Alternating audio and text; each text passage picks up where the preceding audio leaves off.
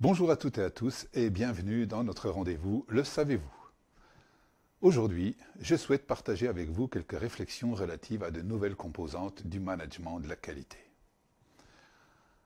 Le concept de management de la qualité a évolué depuis l'apparition des normes ISO en Europe en 1987.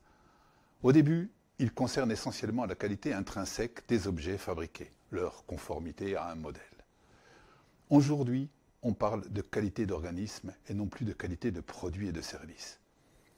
La dernière version de la norme ISO 9004 nous explique cette évolution dans son intitulé, qui est Management de la qualité, qualité d'un organisme, ligne directrice pour obtenir une performance globale.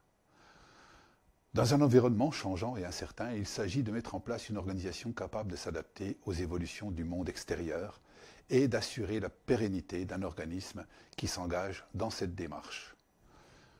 Pour qu'un organisme perdure, il faut en règle générale qu'il innove, qu'il fasse preuve de souplesse et d'agilité, qu'il propose des prestations complexes et donc que ses employés maîtrisent des connaissances complexes.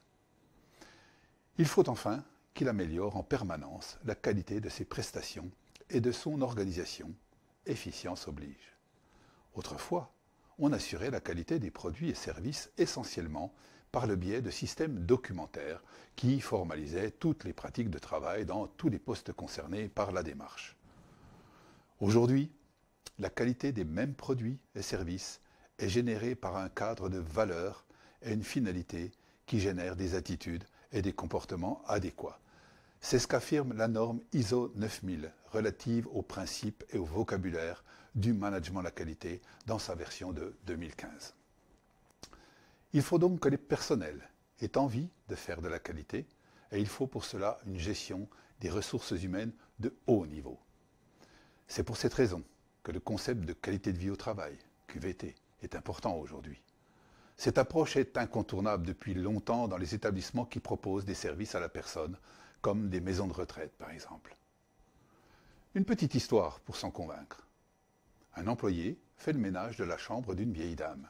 Celle-ci est présente. Dans les deux versions que je vais exposer, l'employé effectue son travail de manière très professionnelle. Imaginons la scène. La vieille dame essaie d'engager la conversation, mais l'employé répond par monosyllabe. Il n'a pas le cœur à discuter car l'ambiance n'est pas bonne dans cet établissement et des réorganisations d'horaires permanentes la perturbent. Le personnel n'est jamais consulté pour décider des modalités de travail. Dans la seconde version de cette histoire, tout va bien. L'employé est épanoui car il est considéré par sa hiérarchie et il participe à la vie de l'établissement. Il est de bonne humeur et cela lui fait plaisir de papoter un peu tout en faisant son travail. Pour la résidente, c'est un moment de bonheur car elle n'a pas souvent de visite, la famille qui lui reste est dispersée. Dans les deux cas, techniquement, le travail est bien fait. Mais est-ce que la qualité de service est suffisante dans la première version? Les attentes ne sont pas écoutées et aucune procédure ne peut forcer un employé à être aimable et sincèrement sympathique. Des comportements orientés qualité se manifesteront uniquement si le personnel n'est pas perturbé par une mauvaise ambiance de travail. C'est une évidence dans le milieu médico-social, mais cela est vrai aussi dans tous les autres métiers. Je vous remercie de votre attention, à bientôt et que la culture qualité soit avec vous.